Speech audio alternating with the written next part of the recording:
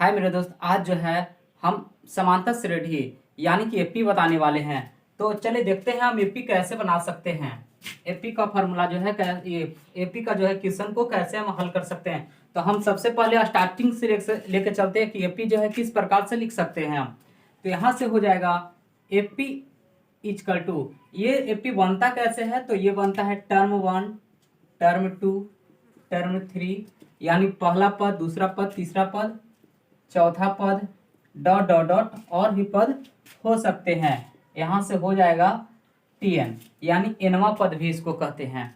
या एपी को या ऐसे भी लिख सकते हैं, यहाँ से हो जाएगा ए, यहाँ से हो सकता है ए प्लस 1d, ए प्लस 2d, यानी इसमें से घटाते चले जाएंगे। हम फॉर्मूला इस प्रकार से भी लिख सकते हैं। और यहाँ से हो जाएगा A plus 3d, dot dot dot दे करके हम लिख सकते हैं A plus N minus 1 into D.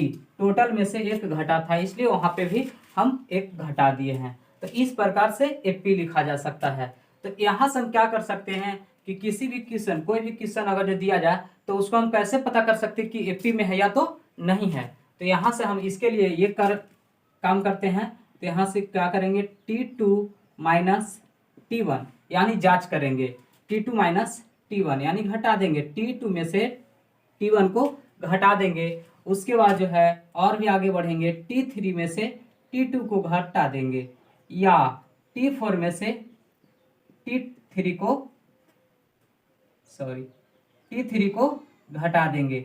अगर ये सभी टोटल में घटाने पर प्राप्त जो भी अंक आएगा, अगर जो समान रहेगा, बराबर रहेगा, तो हम इसको कह सकते हैं एपी में है। हम इसे कह सकते हैं एपी में है। इस प्रकार से हम पता कर सकते हैं कि एपी में है या तो नहीं है। और यहाँ आगे बढ़ते हैं, इसमें जो है कौन कौन से फार्मूला का यूज करना पड़ता है और कौन कौन सा फार्मूला का यूज है। तो यहाँ पे चलेंगे, यहाँ ज्ञात करना पड़ता है। सबसे पहला जो फार्मूला होता है टीएन का, टीएन। तो टीएन बराबर होता है, यहाँ पे लिख चुके हैं, पहले से ही हम लिख चुके हैं। तो यहाँ से हो जाएगा A plus N minus 1 into D. तो इसके लिए ए चाहिए, एन चाहिए और डी चाहिए हमें, तब जो है टीएन ज्ञात हो सकता है। या यहां से हम क्या कर सकते हैं, यहां से जो है ये टोटल चार में से जो है अगर जो कोई भी 3 मालूम हो तो एक जो है ज्ञात किया जा सकता है। इसी प्रकार से एक और फॉर्मूला जो होता है इसमें यूज करना पड़ता है। आगे चल के योग के बारे में हम सबको पढ़ना पड़ता है। तो योग का फॉर्मूला ये होता है एस एन, या इसको कहते हैं योग। तो एस एन इक्वल टू जो होता है फॉर्मूला इसका, S N equal to N बटा 2 इंटू ए प्लस टीएन।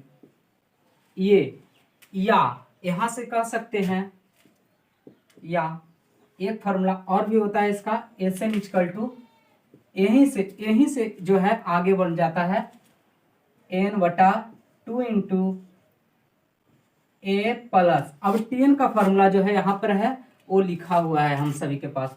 तो A plus N minus 1 into D ये फॉर्मूला होता है। तो इससे हम शॉर्ट करेंगे, छोटा करेंगे, तो ये हमारा हो जाएगा एन बटा 2 इंटू एक को जोड़ेंगे 1 है तो 2a plus N minus 1 into D. या एक और भी होता है S N equal to N बटा 2 इंटू ए प्लस एल, यानी टी एन को यहाँ कह सकते हैं, यहाँ एल इक्वल टू जो होता है टी एन होता है। इस प्रकार से बस ये 2 फार्मूला के यूज मात्र एपी में है और इसी के सहारे जो है टोटल बन जाता है। तो अगर ये वीडियो पसंद आए तो लाइक और शेयर कीजिए और हमारे चैनल को सब्सक्राइब अवश्य कीजिए। धन्यवाद।